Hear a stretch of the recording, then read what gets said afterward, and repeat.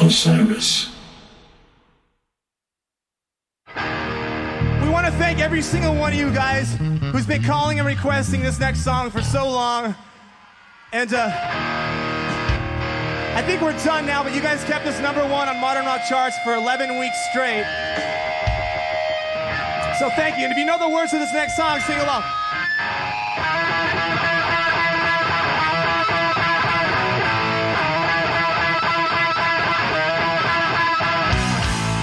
It's been 22 years since My Own Worst Enemy exploded on the scene and became a permanent part of America's cultural fabric. Can we forget about the things I said when I was drunk? I didn't mean to call you that. The song that would not die made Lit part of the last wave of rock stars before the musical landscape shifted and rock and roll became more of a niche market. Lit did not parlay the song into a string of similar blockbusters. Nobody could. Consequently, they never quite became a household name, but My Own Worst Enemy absolutely has. Take a look back at the other songs that occupied the top spot on Billboard's Modern Rock chart in 1999. How often do you hear, say, The Chemicals Between Us by Bush or Rearranged by Limp Bizkit today? Are they a constant presence on rock radio, at karaoke, in cover band sets, or in video games in 2021? No, but My Own Worst Enemy definitely is. But the question is, why? When so many hits by Lit's contemporaries have long since fallen by the wayside, what is it that keeps My Own Worst Enemy cruising down the highway in a '63 sedan DeVille at an unlawful speed with the windows down and the radio blasting? Is it the riff? The groove? The lyrics? They're all outrageously catchy, giving the track more hooks than a fishing vest. Is it Gen X nostalgia for a song that defined the spirit of an era? Or does the tune just tap into some deep craving for that ideal combination of crunch, flow, and unadulterated fun? The answer is yes to all of the above, but that's still only a part of it. By touching base with experts in these and other areas, we can at least begin to wrap our brains around the phenomenon that My Own Worst Enemy has become.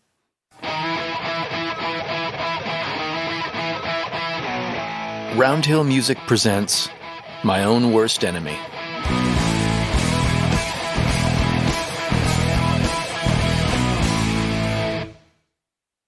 Let's start with the germ of the song, the indelible guitar riff that Jeremy Popoff first hammered out in the band's rehearsal space back in 1998. When I learned how to play guitar, I taught myself how to play opening riffs. So it was More Than a Feeling, ding, ding, ding, ding, ding, ding, ding, or Def Leppard, Wasted, or Smoke on the Water, or Crazy Train. All of those iconic songs started with a riff, and a memorable riff that a kid would go, oh, I want to learn how to play that. And so that was kind of always where my mindset was I wanted to, eventually be in that club of riffs that would stand the test of time and hopefully resonate 30, 40 years later when you launch into it. There's a moment when you go, this is a badass riff, but there's another moment when the guitar part locks with a counter melody that AJ's singing and it rubs. We call it the rub, but we're always looking for a little rub where the notes make your ear perk up a little bit when they go together, Lit bassist Kevin Baldus. The intro riff is infectious, it grabs your attention right out of the gate. It's not just a basic chord riff, it's an octave riff going over and over and over, and it's etching into your brain from the get-go, like, what? Whoa, what is that? Matt Messer signed Lit to an EMI publishing deal before the song was even written. It starts with the guitar part. It's got to be the most memorable riff of the era. And it's just an anthem. I mean, just seeing the reaction back then of people when the song was big at radio and going to shows, as soon as that riff starts, as soon as Jeremy hits that first note, the place just explodes. Everybody's going crazy. With The Offspring, Kevin Noodles Wasserman did more than almost any other guitarist to bust out Orange County punk to the musical mainstream. And back in the day, The Offspring took Lit out on tour. Yeah, I think Ozzy said it best. He says, I don't want to come up with a guitar riff that impresses guitar players. I want to come up with a guitar riff that makes somebody else want to learn how to play guitar. And I would say that riff is the perfect example of that. How do you play that? Technically, I mean, it's kind of hard to get the rhythm right on that, and the slide up and everything, my own worst enemy, but it's easier to play than, a lot of what Metallica comes up with, for example. But it makes you want to learn how to play it. I learned how to play it. It was a fun riff for sure. You don't fuck with like Smoke on the Water. Smoke on the Water is what it is. It's just the riff, Iron Man. You don't want to overcomplicate it. So I think a lot of times a simple, tangible, just one that hits you in the gut rather than something you overthink, that can be a great riff. Ben Osmenson is the bassist for Zebrahead, who were shoulder to shoulder with Lit in the LA club scene of the late 90s. Beavis and Butthead always wins. Like, the simpler, the easier to digest, the better off you are. And that riff is really simple and cool.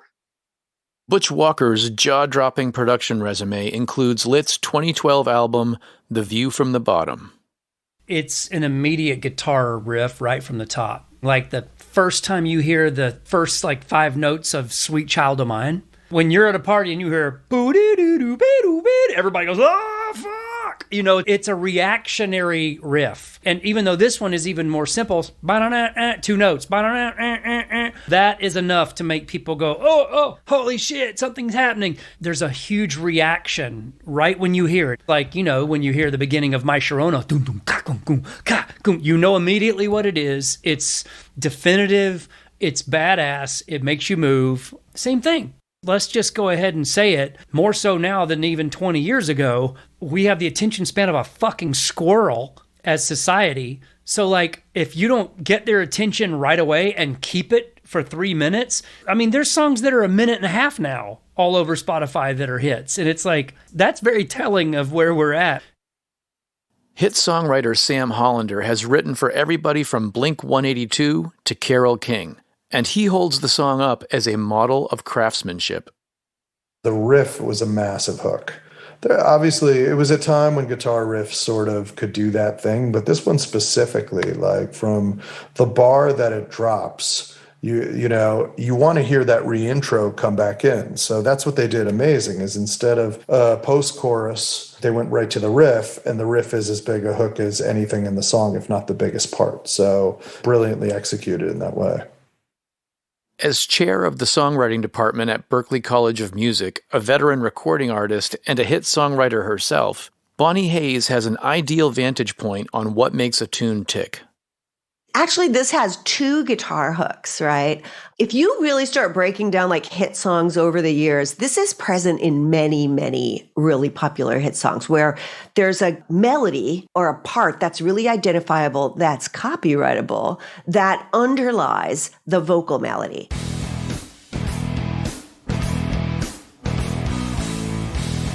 So that that thing is basically like a second melody, what we call a second melody, which is a sort of a counterpoint to na na na na na na na na, and you have this great thing going on between those 2 parts. It's like Bach, basically.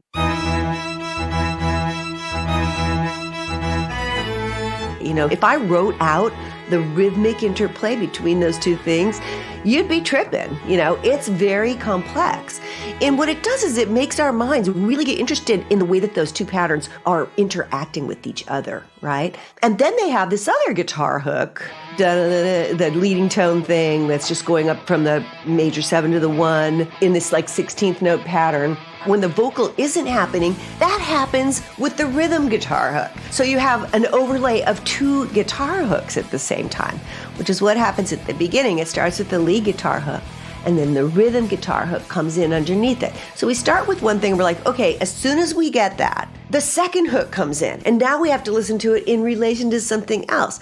Look at the pattern building here. I mean, it absolutely, you never get a chance to get bored. It just keeps moving into the next set of overlapping patterns. Have a second hook, It really is important in hit songwriting. You have to do a lot more work if you don't have one.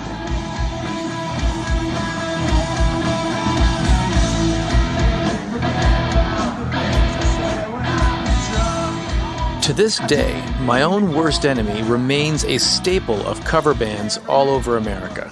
Phil Smith plays it all the time with his appropriately titled group, the 90s Band, who have the Long Island beach party scene on lockdown. It opens up with like an all-time riff. It is the attack and the conviction of the notes, the riffs.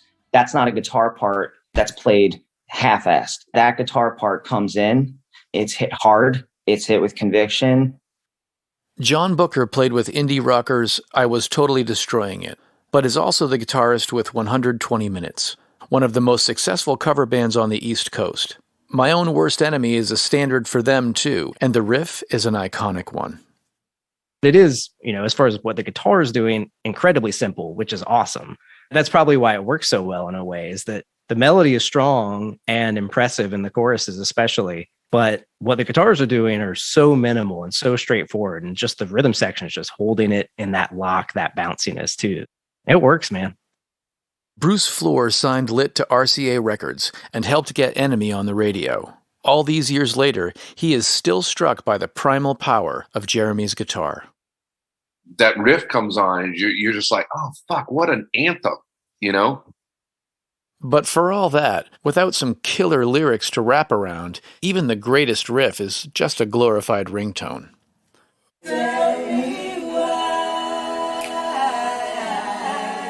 Fortunately for Jeremy, the lyrics his brother AJ came up with for My Own Worst Enemy managed to be unique and completely relatable at the same time.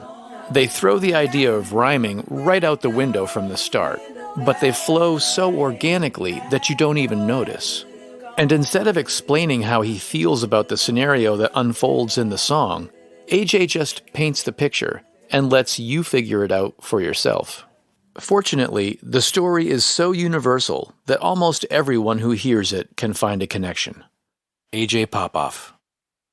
My Own Worst Enemy. It's something like any college kid, anybody in their late teens, early 20s could have written that down. We're all our own worst enemy, one time or another on a regular basis. That's what it feels like. It's like I kicked my ass. I went out and I kicked the living shit out of me.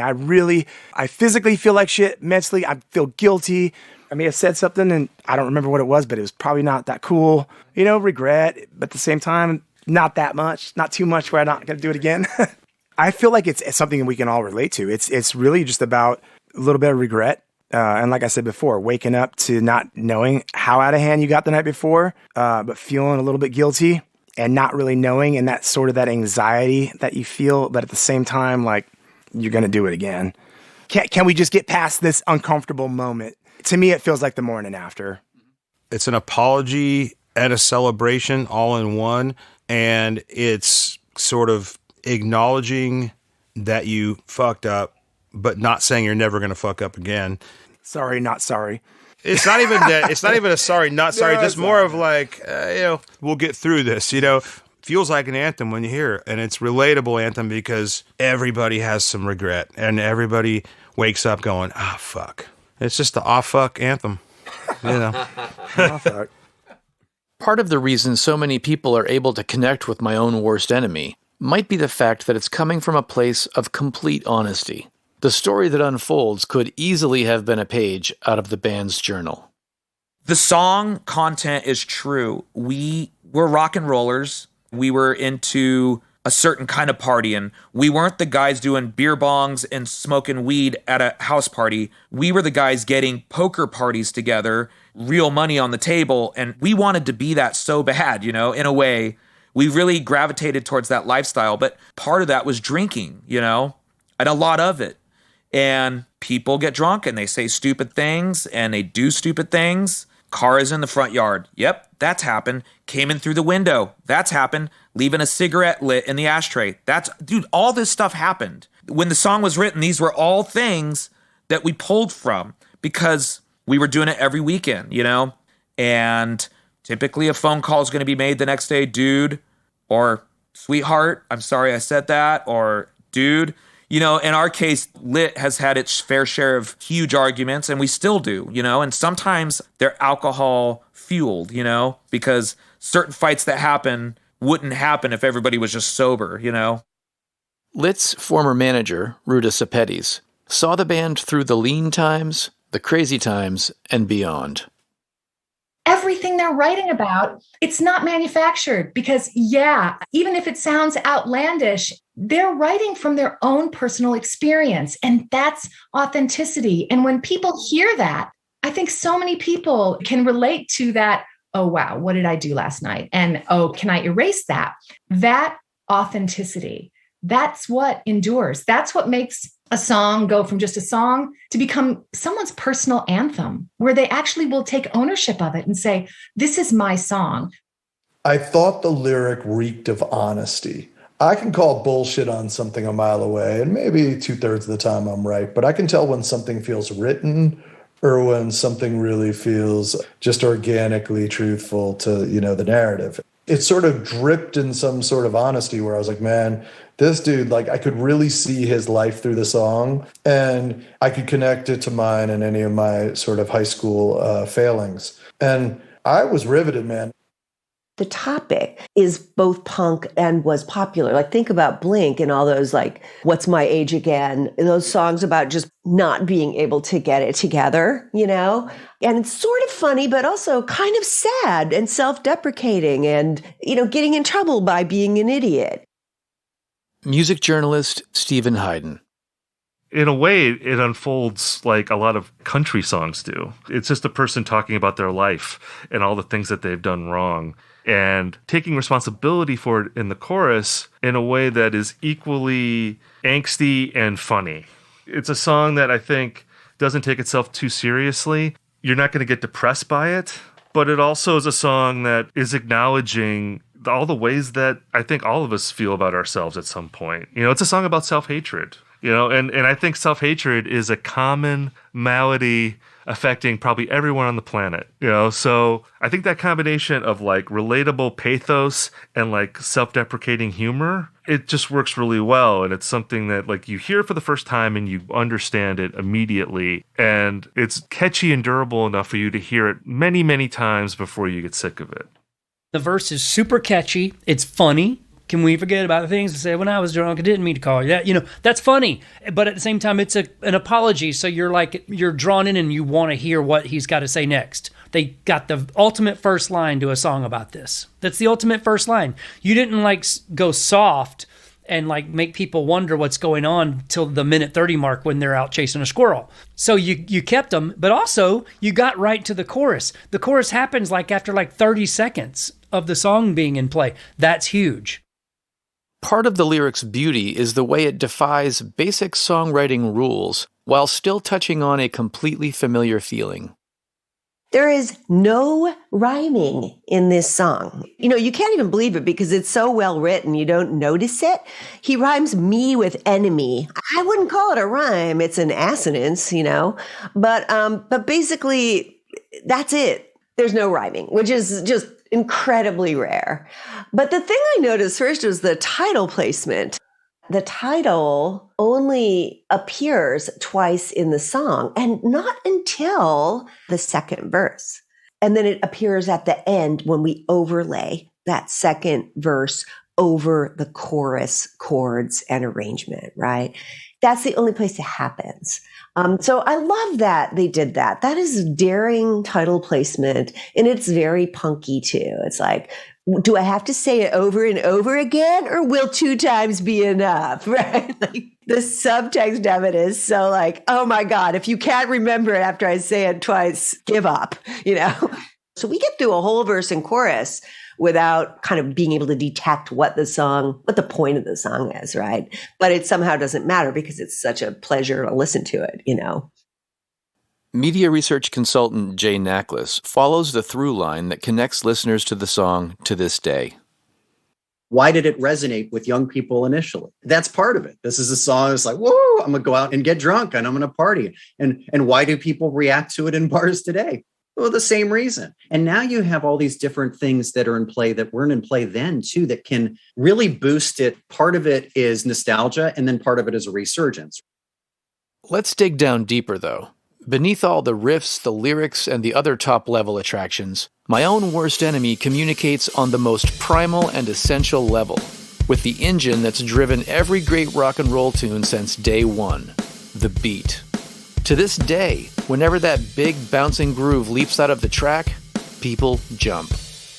The bounce thing, right? Like, it's got that perfect tempo. It's on the fast side of mid, you know. It's right in the sweet spot tempo-wise. Have you ever been on a big trampoline? You hit the trampoline and then you kind of float for a second. And then you come down, you hit it again, you spring up. And that's the punch. There's almost like this, like the air leaves for like these little in between, like there's this pocket of space. It's like being between waves, right? You kind of like, you go up and then up here comes the next one. And it creates this bouncy feeling. That's why people jump to rock music and certain songs. Like, I would have to imagine somebody was in the room saying, these things all have to hit just right or else it's not going to work. And it worked.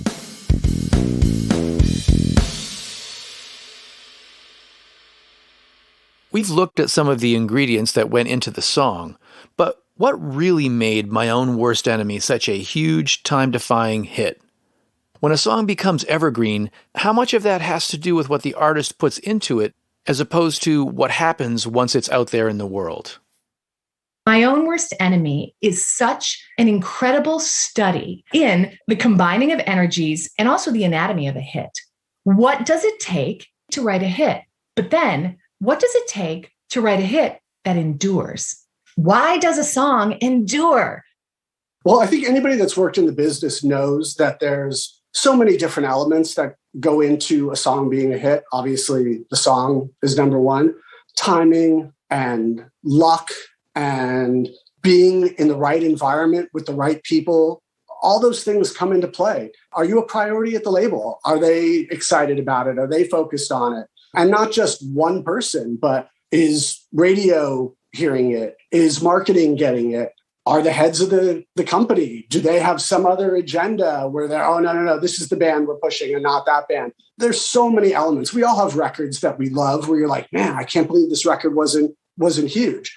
Timing, luck, all those things come into play. And they hit on all of it. It was perfect storm. They were at a label that was looking for success in the rock world. They had an obviously undeniable song. And the speed at which it happened is something that I don't know that I ever really never experienced that. It seemed like they were in the studio one week and it seemed like 2 weeks later, we were hearing it on K-Rock. And that was it, off to the races.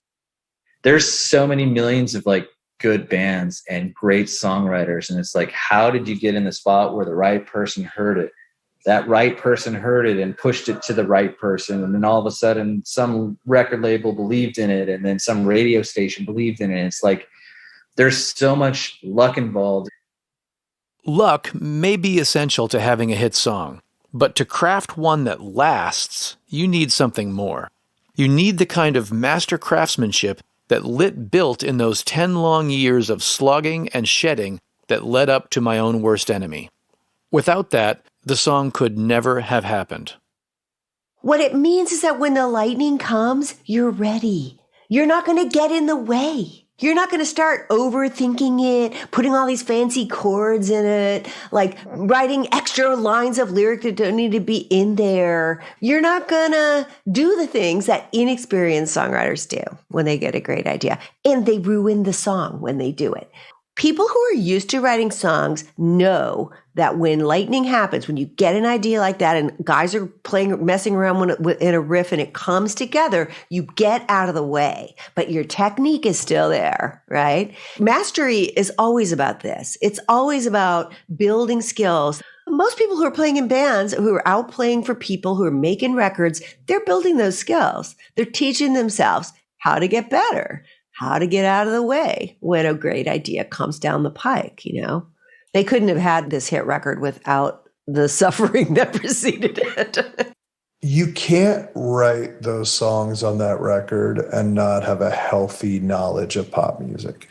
These guys were listening, I'm sure, to Joe Jackson and all this other really cool stuff. Elvis Costello, anything of that era, maybe Weller to some extent. Like, their writing was crafty, man. Like, that's like an art. And that's really the trick, is which songs will have staying power and which ones will not. You can make billions if you can figure that part out. It's much easier to figure out what's going to become a hit in the moment than it is to determine what's going to be a hit 5, 10, 20 years from now.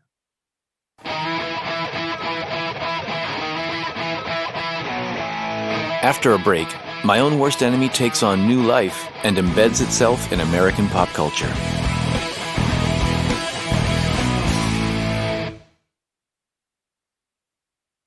Five, 10, and 20 years after My Own Worst Enemy lit up the charts, the band saw that even if they weren't on top of the world anymore, the song still was.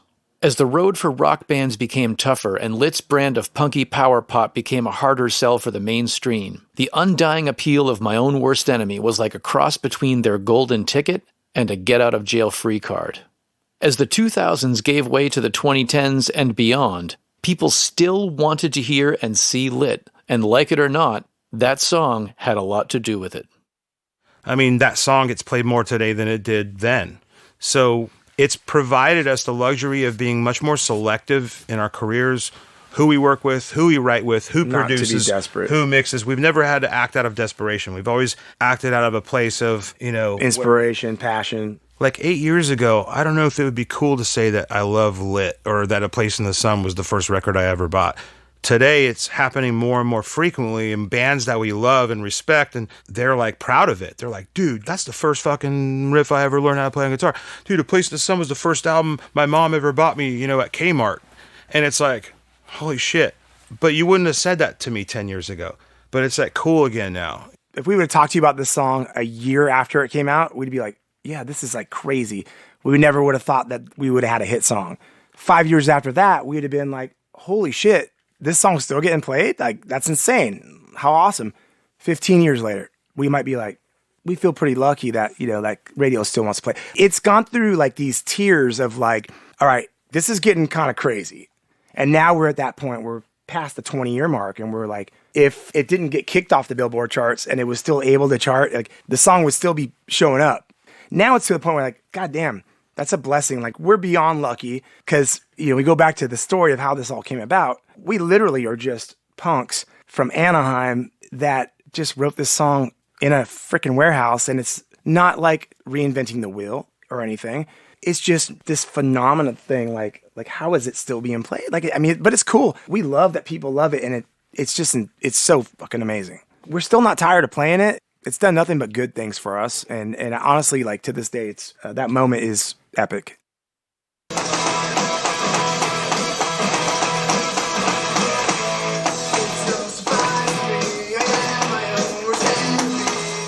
One of the most widespread ways My Own Worst Enemy has entered the ears of a new generation has been through the video game Rock Band. Created by Harmonix Music Systems, also the makers of Guitar Hero, Rock Band was introduced in 2007 as a vehicle for players to interact with some of their favorite songs by playing along with them virtually. Rock Band 2 came out in 2008, and one of the songs that came included with the game, well, you see where this is going, right? My name is Cheryl Gaybauer. I'm the head of music for Harmonix Music Systems, Inc. As one of the tools for music discovery, Harmonix and Rock Band were definitely on the front of pushing content and new music out to a broad fan base. And yes, I was part of the decision to put My Own Worst Enemy on the disc for Rock Band 2. The Rock Band franchise was hugely successful. And again, it's still alive and kicking. And it's a $2 billion franchise. We've sold over 15 million games. My Own Worst Enemy came with the Rock Band 2 game disc. It was included on the disc soundtrack. So everyone who bought Rock Band 2 got My Own Worst Enemy. Nobody was expecting Rock Band 1 to be as massive as it was. And Rock Band 2 came right on the heels of like building this massive audience. So yes, and Rock Band 2 was also massively successful. To give you some context, some of the other songs that came with Rock Band 2 were Alive by Pearl Jam, Aqualung by Jethro Tull, Any Way You Want It by Journey, and that's just the A's. When the game sold millions of copies, they were selling My Own Worst Enemy right along with them. In terms of My Own Worst Enemy, yes, it is like selling millions of singles. Like we can see today that even though the song was released 13 years ago, that it's been played over 35,000 times in the last year, which is just amazing given we have thousands of songs for people to pick from. We have new songs every week for people to choose from to play. The other thing that we can see is that since Rock Band 4 released, almost 200,000 people have played My Own Worst Enemy. We're on Rock Band 4, which was released in 2015. This song was released 7 years before that. So, you know. In short, Lit made some serious dough from being in Rock Band. But they also got a whole new audience, because the people playing the song in the game weren't just the old fans. Far from it. You saw that with the Rock Band bar nights and E3, people playing Lit that was released 10 years prior, around 10 years prior to Rock Band 2 coming out. And they were playing that song, and for someone who maybe was a little younger, didn't know that song, they would know that song now. They would know My Own Worst Enemy now after the game came out, even if they were maybe a little too young to know it when it came out. And so for people of all ages, they were discovering music that they were not familiar with, because we had fans that were like 6 years old and we had fans that were 65 years old. So obviously the music taste was all over the place and they were discovering music. For their part, the band has been blown away by the effect Rock Band has had on their career. I'm not going to argue with any way somebody hears about us. The fact that somebody is able to play a video game and play our song, how amazing is that? My kid was like 2 or 3 at the time. I was like, who's he going to look up to? A fucking DJ? And then when Rock Band came out, it was like, I had so much fun playing, even though he kicked my ass on our own song, but I would play it with him and I'd be like, just seeing him singing like, I'm a creep, ba ba ba. And I was like, fuck. He would have never heard this song if it wasn't for that. And then just the other day, I was reading something, Post Malone said that the reason he wanted to play music was because of fucking Rock Band. And he covered My Worst Enemy. So you've got this full circle story with this guy who's the biggest musical superstar on the planet. And that's why he picked up a fucking guitar, was this video game. Like, we just felt it then, and we just knew, like, this has to be something. And it was like, just, again, stars aligning, blessed, all the things, like, the fact that we got to be invited to that party, like, that sealed the fucking deal, I think.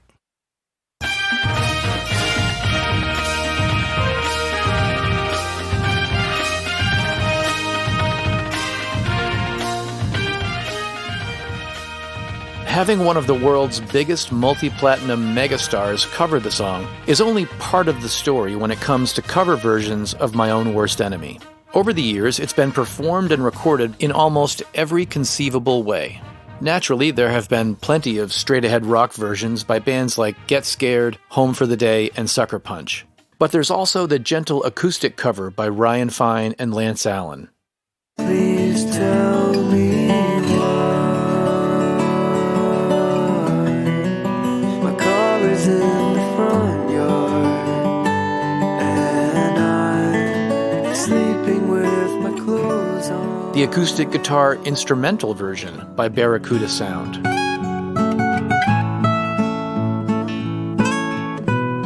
The piano-based tongue-in-cheek lounge version by Richard Cheese. Please tell me why the car is in the front yard and I'm sleeping. The jumping, brassy swing version by Robin Adele Anderson.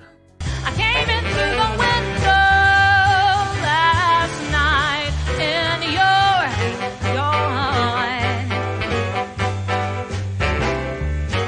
The a cappella version by On the Rocks. It's no surprise to me, I am my own worst enemy. 'Cause every now and then I kick the living shit out of me. And many, many more. We've heard crazy country versions, super heavy metal versions, where it's dark and then everything in between, Some of our friends have covered that song, Real Big Fish. Warrant has covered it. Michelle Branch used to cover it every night in her set. I mean, there's all these different people that have covered that song. And then a bunch of country guys have done it. thematically, this is a universal idea. It's not just teenage or early 20 guys who feel like they're their own worst enemy. Everybody does. And everybody has had multiple moments in their lives where they're like, Jesus, I can't even do this right, you know? And so I think one of the things that really makes songs great for covering is when there's something like that that's going to speak to everybody. Like we each are going to take that and apply it to ourselves. Can we forget about the things I said when I was drunk? I didn't mean to call you that. One of the most intriguing covers of My Own Worst Enemy in recent years is a radical reinterpretation by Lex Casciato, an electronic-oriented LA singer-songwriter who goes by the name Little Warrior.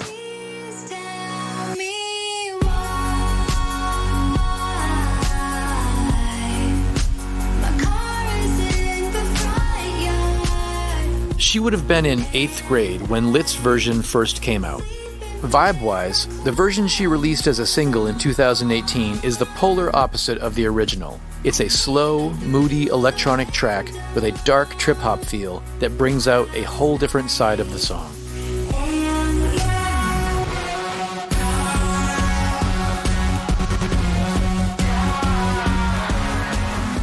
Casciato grew up loving the song, and she added it to her list of potential covers. I was cleaning the church that I went to, and they had this big sanctuary, and I would put in my headphones and listen to music and vacuum. I have like a list, like a notepad that has songs that I want to cover at some point, even if I don't release them.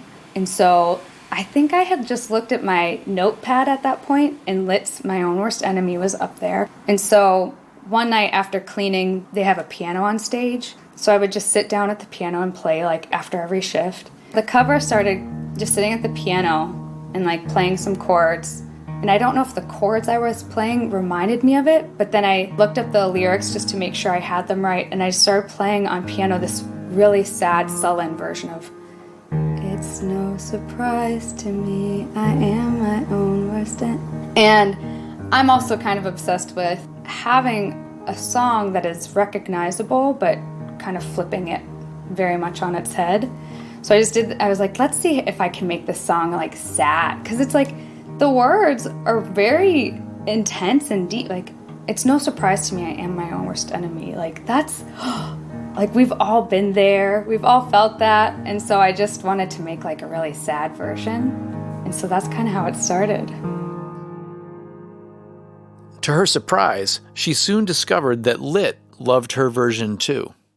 I was so surprised. I posted it, I tagged them, and you're like, they're not going to care. And they're like, oh my gosh, this is a cool cover. I'm like, this is like a teenage girl moment for me right now. They reposted it. What's really cool is this was pre-COVID, so they had some tour footage, and they edited just for like a little bumper reel or something for their social media, they had edited some tour footage together and put my cover of their song behind it. And I was like, you guys are so freaking cool. Like, they're so nice.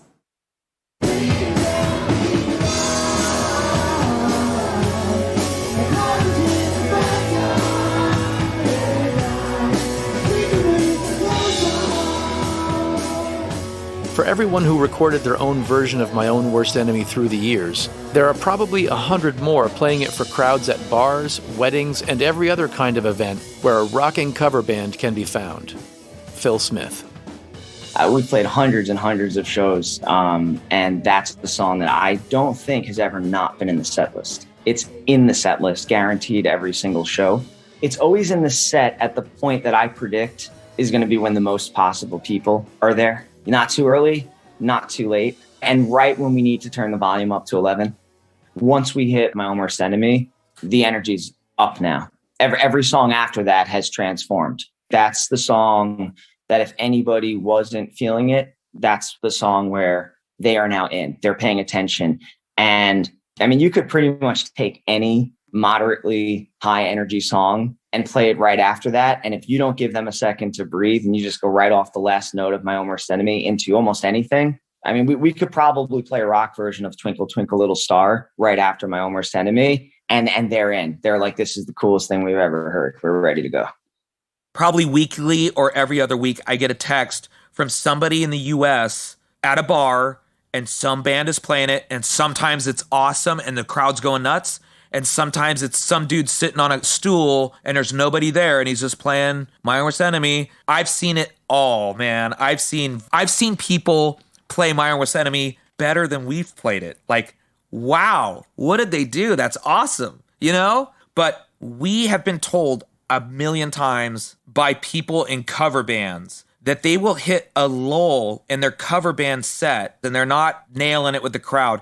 They'll say, dude, we'll pull out the ace of spades. We'll pull out My Worst Enemy, and the fucking crowd always comes to life. It's crazy. John Booker is one of the many cover band veterans who can attest to that fact. I can't think of a time where it didn't work. I would say, I mean, we played it basically every single show we've ever played. And it doesn't matter who you're playing in front of. It's the unifying song in a way, you know. It's the pop fans love it, the rock fans love it.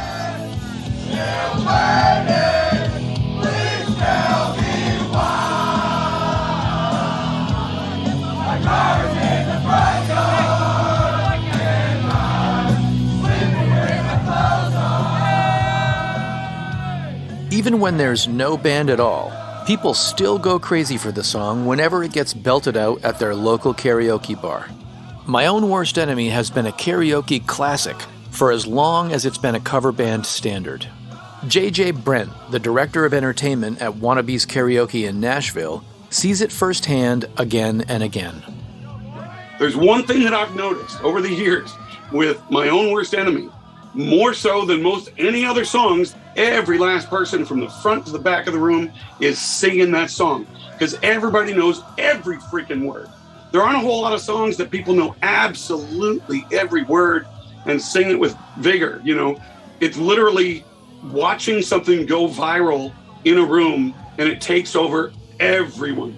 This is one of those songs, if someone chooses to sing it on stage, everyone in the room will sing along. It's an easy choice if someone's like, hey, what should I sing?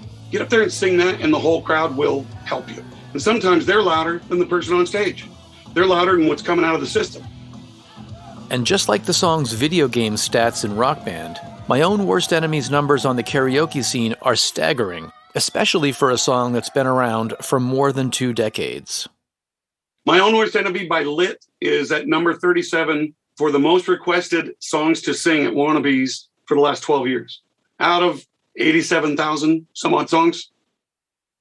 Most bands with a surefire cash cow like My Own Worst Enemy would probably be content to either sit on their butts and let the song do the work, or maybe keep cranking out half-assed imitations for the rest of their careers.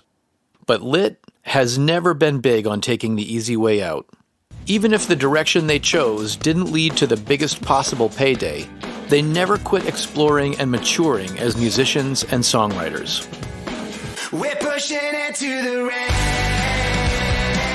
taking it over the edge. You're going up in my head, my head, yeah, just getting started, yeah, yeah, yeah.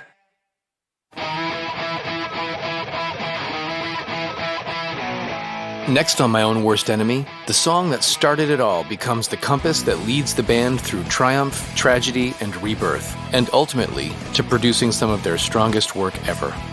Don't get me wrong, there are times they want to kill me and I want to kill them. We've been through some shit that would have broken up most bands. The fucking reaction to the new stuff is legit. There's nothing out there that really sounds like it. We got super excited about rock and roll, about that direction again. I haven't felt this in a lot of years. My Own Worst Enemy was produced for Roundhill Music by Osiris Media. For Roundhill, Joe Calitri is president of Roundhill Records, Lucy Bartozzi is the senior director of marketing, and Imani Giverts is the digital content manager. For Lit, the executive producer is Dave Rose, president of Deep South Entertainment. The members of Lit are AJ Popoff, Jeremy Popoff, Kevin Baldus, Taylor Carroll, and Alan Schellenberger in memoriam. For Osiris Media, the executive producers are Brad Stratton and Kirsten Cluthy. All interviews were conducted by Brad Stratton, and the script was written by Jim Allen. My Own Worst Enemy was edited, mixed, and narrated by Brad Stratton.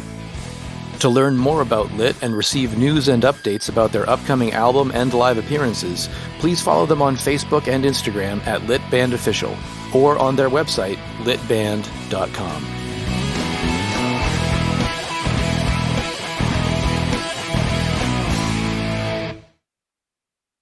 Osiris.